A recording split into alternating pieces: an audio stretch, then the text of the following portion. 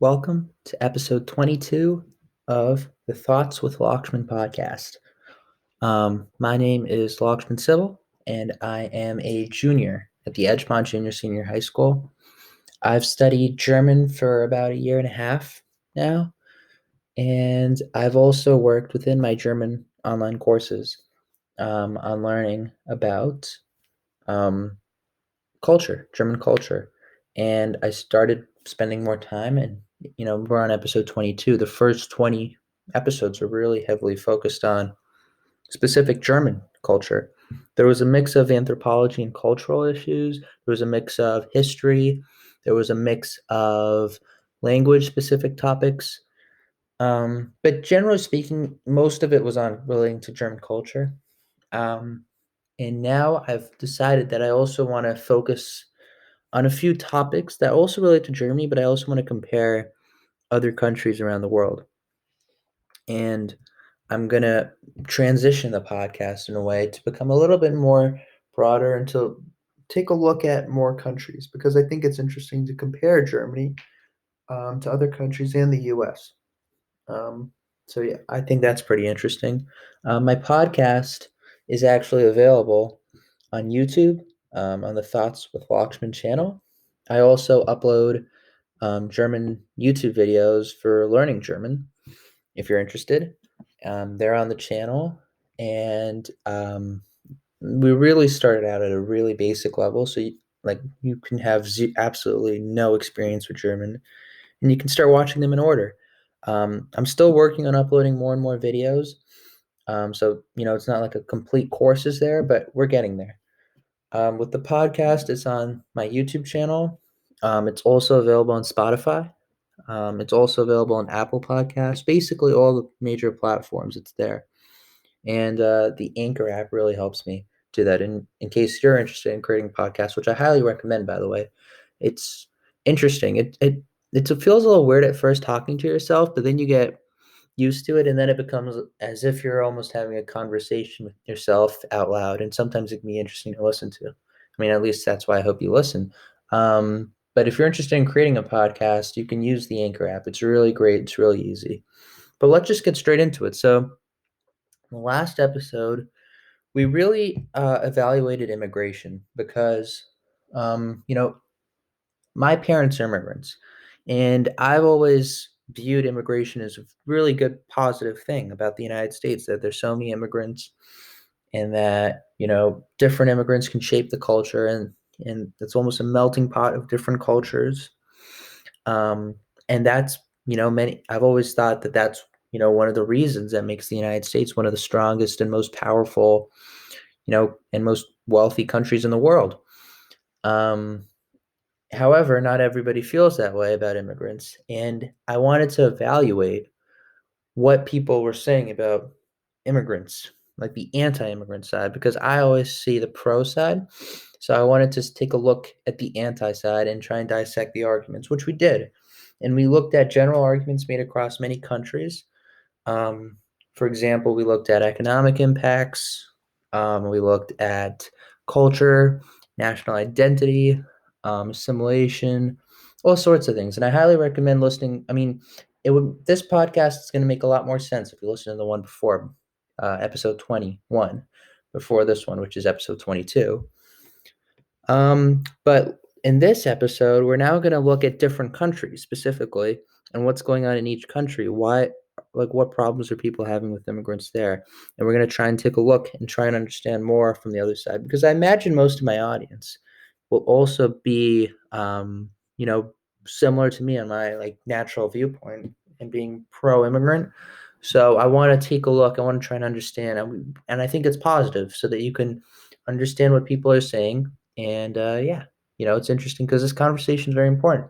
Anthropology, a big part of it is, you know, how cultures develop, how different groups of people interact with each other. And immigration fits exactly right into it. And I think it's a fascinating topic. Um, Not because, it's highly controversial, but because there's not exactly one answer. And regardless of whatever study you can do, because you really can't do a study on immigration because you can study the economic impacts of immigrants. You can study other things, but you can, and by the way, what we found was in the last episode that immigrants actually help other people and other native people in their countries economically because they create businesses at higher rates. Um, but regardless of that, economic impacts are something you can study. But a lot of, people who are against immigrants, they would not respond to a study. There'd be tremendous response bias because they wouldn't want to, state their own opinions, but they have opinions and they don't like it. So it's important to understand what's going on. Are they racist or are they what's actually going on? What like why do they not?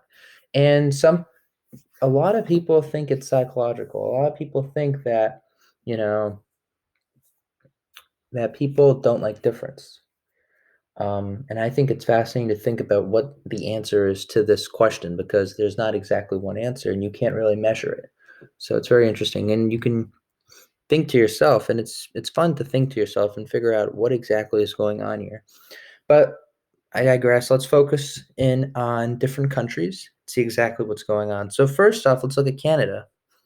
Now, opponents of immigration to Canada, or in Canada, should I say, they've argued that, you know, immigration to Canada, in current numbers, which I believe I wrote down 250,000 per year, according to a study, is one of the highest rates in the Western world, and it's unsustainable, and it puts pressures on resources, and it worsens, the country's housing crisis.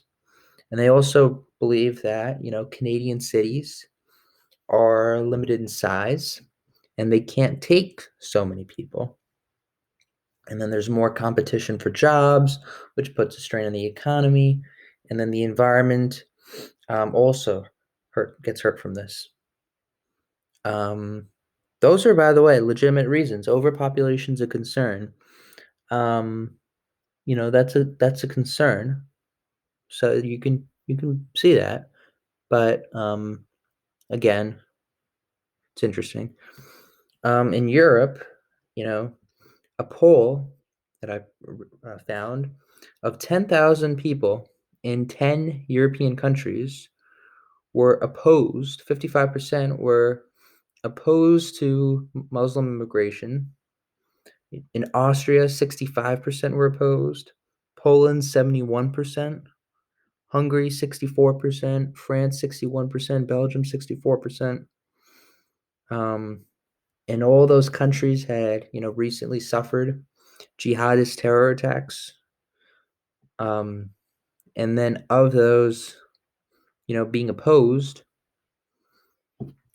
more people were to the right than to the left. But that's what the study says. But I mean, again, like I said in the first episode of this three-part series I'm doing on immigration, people like to make generalizations, and they like to associate an entire group of people with just a couple.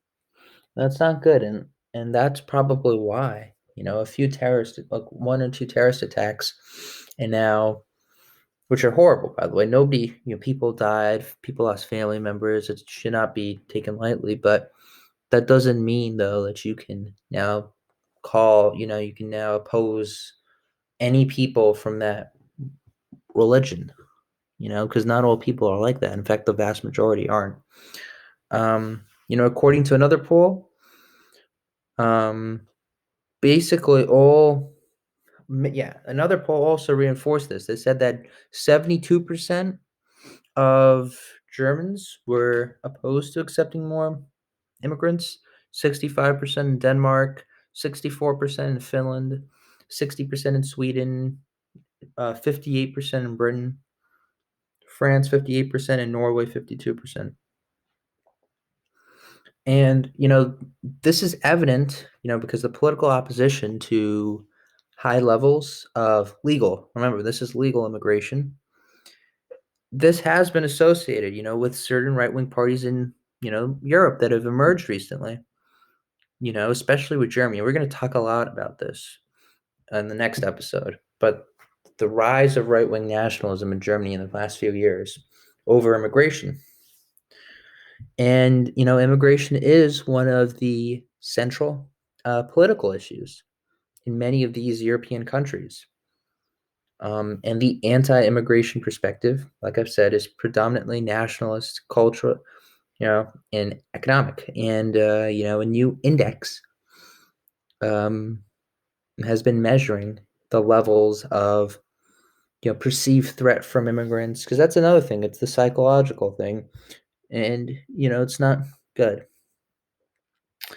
France, again, another poll, 75% of people believe that France has too many immigrants. Denmark, I mean, all the polls really reinforce this. With Denmark, with France, with Germany, significant majorities, by the way, want to limit, the number of immigrants. Um, and I think we should understand this. Why? Because not all of these people are, xenophobic, right? Some people are hardworking people who've struggled financially and they're scared that they're going to lose their jobs. And I think it's important that, people educate them that actually immigrants help them financially because they actually create more businesses, and that they and businesses actually help employ them with higher wages. But that, people have legitimate concerns. But the problem is that then it's a very complicated topic. It's a very, very complicated topic.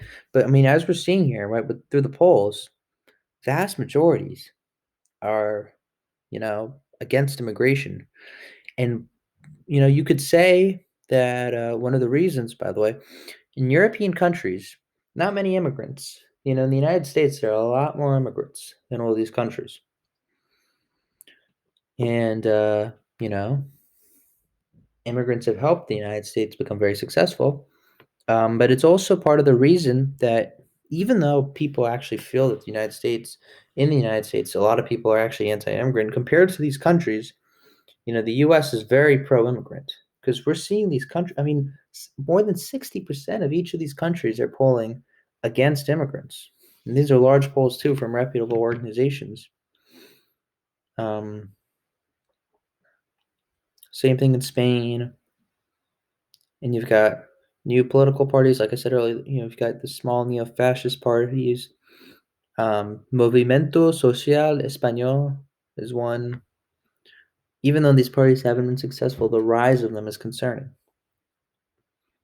You know, um, in Sweden, this is very interesting, by the way. A 2008 study that involved questionnaires to 5,000 people actually showed that less than a quarter of those people wanted to live in areas, with cultural, ethnic, and social diversity. Um, that's interesting. That's very interesting because I guess, yeah, that is interesting because I've always viewed it, and from what I've read a lot, I mean, I'm probably because I live in New York, but other people I've spoken to our teachers have always spoken positively about diversity. And I've always thought myself, I've always enjoyed doing things where, I'm working with people with different experiences and backgrounds because it's interesting because everybody has a unique and a completely unique, by the way, perspective. And you often don't see things the way other people see them. So if you work with diverse people, whether, you know, from socioeconomic backgrounds or race or whatever, or region that they're living in, you gain something from them. So I always thought it's a positive, but I guess clearly we're seeing that, it's not as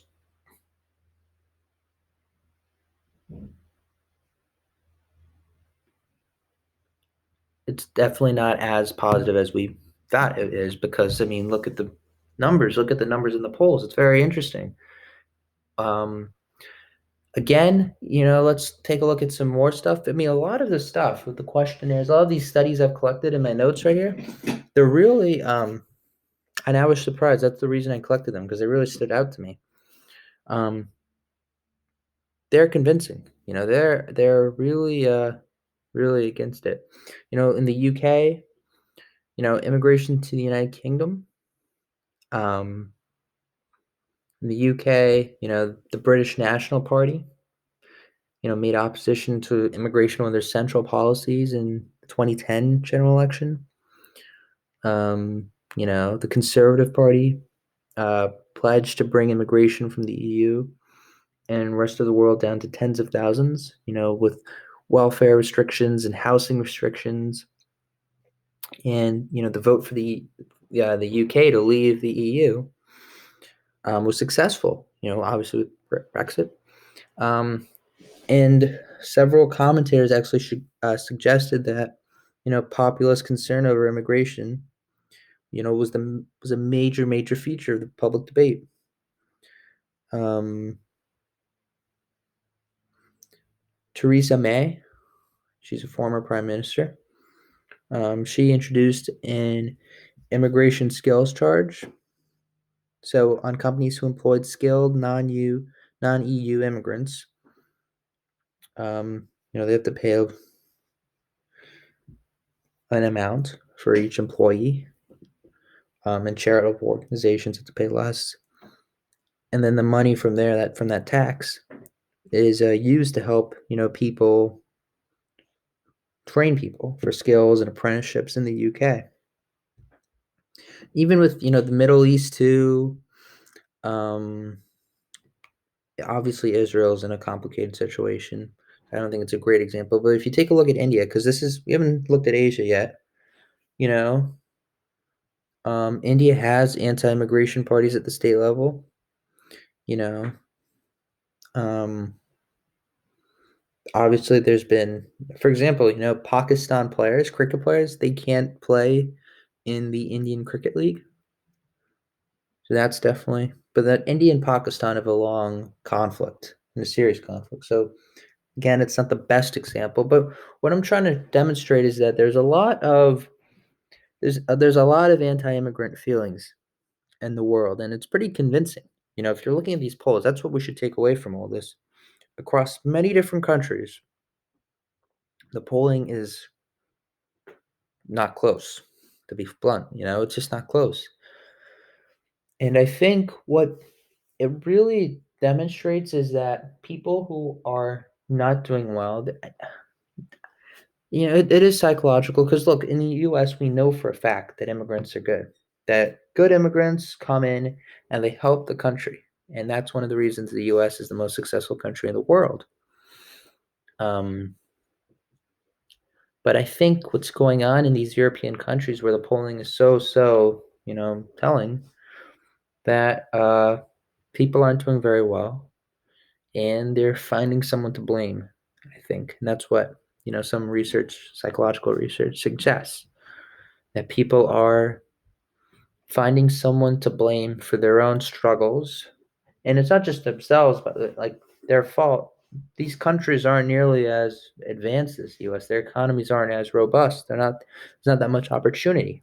A lot of people are working blue collar jobs, and they're working very hard, and they're not doing very well.